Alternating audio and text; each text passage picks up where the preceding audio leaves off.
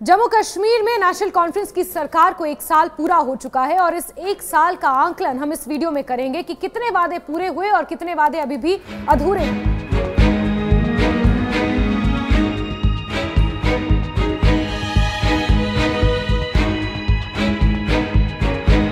जम्मू कश्मीर के मुख्यमंत्री उमर अब्दुल्ला ने अपने कार्यकाल का 1 साल पूरा कर लिया है। ये साल उमर सरकार के लिए वादों, चुनौतियों, सीमाओं का मिला जुला तजुर्बा साबित हुआ है। एक और जहां नेशनल कॉन्फ्रेंस ने ऐतिहासिक चुनावी जीत दर्ज कर घाटी की राजनीति में नई जान फूंकी 10 सालों बाद, वहीं दूसरी ओर जनता की उम्मीदों पर खरा उतरने में सरकार को कई मुश्किलों का सामना अभी भी करना पड़ रहा है। स्टेटहुड बहाल करने का वो ख्वाब जिसके सहारे पार्टी ने चुनाव में भारी समर्थन हासिल किया था, अब भी दूर दूर तक पूरा होता नहीं दिख रहा है। पिछले साल यानी कि 16 अक्टूबर 2024 को उमर अब्दुल्ला ने केंद्र शासित प्रदेश जम्मू कश्मीर के पहले निर्वाचित मुख्यमंत्री के तौर पर शपथ ली थी।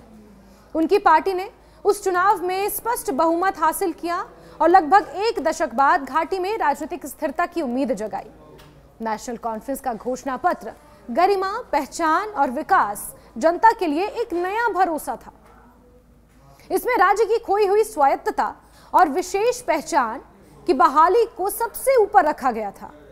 विशेष बहाली यानी कि अनुच्छेद 370 तो अब कभी वापस नहीं आएगा, ये गृह मंत्री का कहना है, लेकिन स्टेटहुड का ख्वाब, स्टेटहुड के लिए संघर्ष अभी भी बरकरार है, कम से कम बयानों में।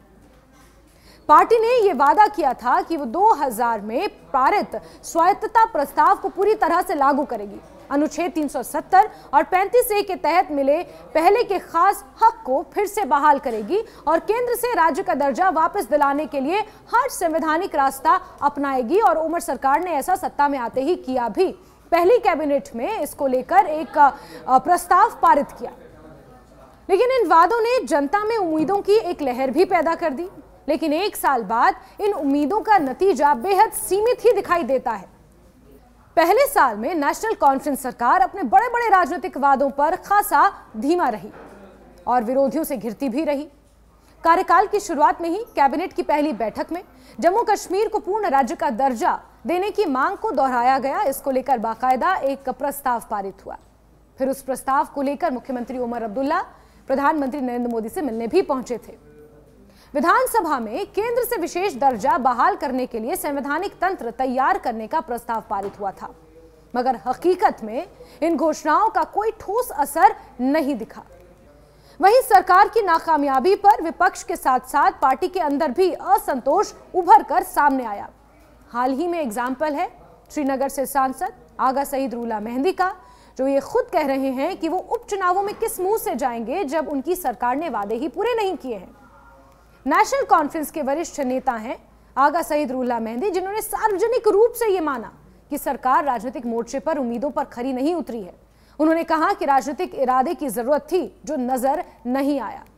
विरोध के बावजूद उमर सरकार ने सामाजिक और प्रशासनिक स्तर पर कुछ ऐसे कदम जरूर उठाए जिनसे जनता को राहत मिली। गरीब लड़कियों के लिए शादी सहायता राशि को 50,000 रुपए से बढ़ाकर 75,000 रुपए कर दिया गया, जिससे आर्थिक रूप से कमजोर परिवारों को मदद मिली। महिलाओं के लिए जिलों के बीच मुफ्त बस सेवा शुरू की गई और इंटर डिस्ट्रिक्ट स्मार्ट बस सेवा का शुभारंभ हुआ, जिससे यातायात व्यवस्था में थोड़ा सुधार देखा गया। शैक्षणिक सत्र को फिर से अक्टूबर-नवंबर में लाकर पारंपरिक शिक्षा प्रवाह को बहाल किया गया। इसके अलावा ब्लड रिलेशंस के बीच संपत्ति खरीद फरोख्त पर स्टाम्प शुल्क में छूट दी गई और आर्थिक रूप से कमजोर वर्गों के लिए मुफ्त राशन योजना भी शुरू की गई। 1 साल के अंदर ये कुछ काम थे जो मुख्यमंत्री उमर अब्दुल्ला की सरकार ने किए हैं। हालांकि ये छोटे छोटे कदम जनता के लिए लाभकारी साबित हुए, मगर राजनीतिक रूप से वो उतने प्रभावशाली साबित नहीं हुए जितनी उम्मीद की जा रही थी। सरकार का तर्क रहा कि उनकी शक्तियां सीमित हैं, क्योंकि केंद्र शासित प्रदेश होने की वजह से कई अहम फैसले उपराज्यपाल और केंद्र सरकार के नियंत्रण में हैं और उनके इसी रवैये को लेकर मुख्यमंत्री उमर अब्दुल्ला समय समय पर विपक्षी पार्टियों द्वारा घिरते भी रहते हैं। हाल ही में एलओपी सुनील शर्मा ने मुख्यमंत्री उमर अब्दुल्ला पर इस तरह के आरोप भी लगाए थे कि मुख्यमंत्री काम नहीं करते हैं, सिर्फ पावरलेस होने का रोना रोते रहते हैं। मुख्यमंत्री ने कई मौकों पर इस शक्ति विभाजन को अपनी सरकार की सबसे बड़ी बाधा भी बताया।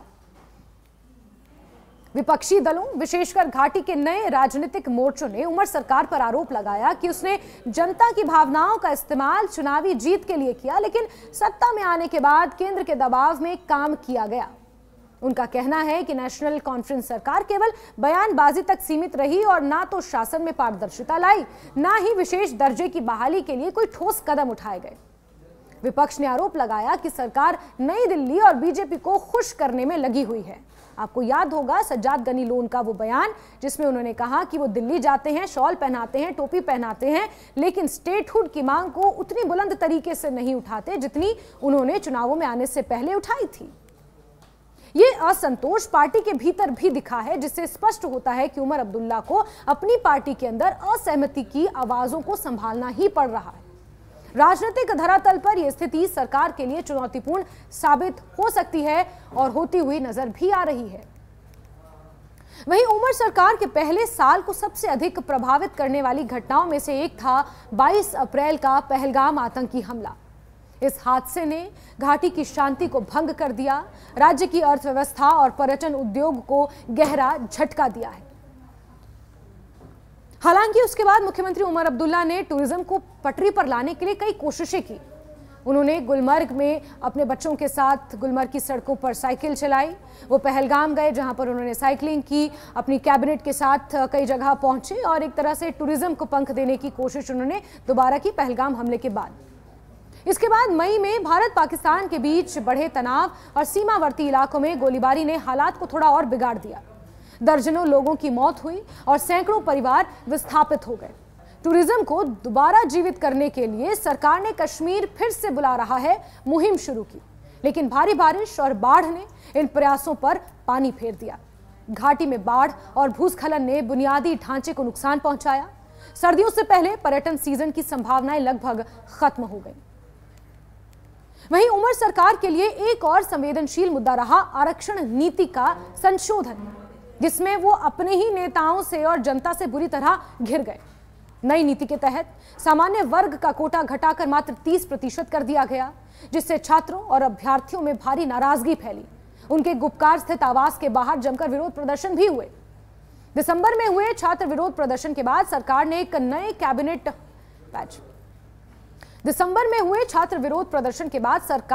कैबिनेट उप समिति बनाई, जिसने 4 महीने पहले अपनी रिपोर्ट सौंप दी, मगर अब तक उस पर कोई निर्णायक कदम नहीं उठाया गया। इस बीच डेली वेजर्स का मुद्दा भी चर्चा में रहा और आज तक चर्चा में है। अलग अलग विभाग के डेली वेजर्स सरकार से मांग कर रहे हैं और विरोध जता रहे हैं और आंदोलन की चेतावनी भी दे रहे हैं।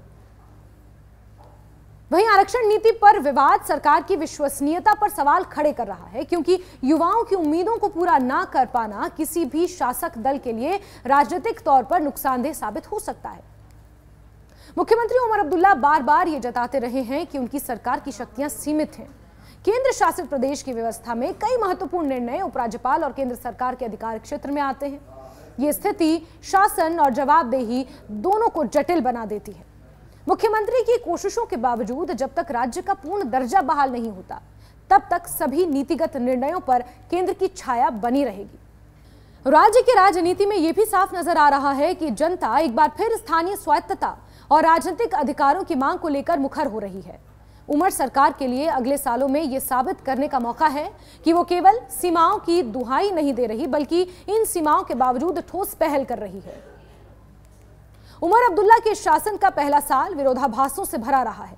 उम्मीदें बड़ी थीं, लेकिन उपलब्धियां सीमित।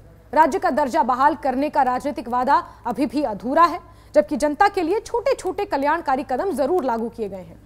सरकार के लिए सबसे बड़ी चुनौती यह है कि वो अपने वादों को राजनीतिक रूप से सार्थक दिशा दे और जनता में यह भरोसा पैदा करे कि जम्मू कश्मीर की विशेष पहचान बहाल करने का संघर्ष सिर्फ एक चुनावी नारा नहीं है, बल्कि सरकार की गंभीर प्रक्रिया का हिस्सा है।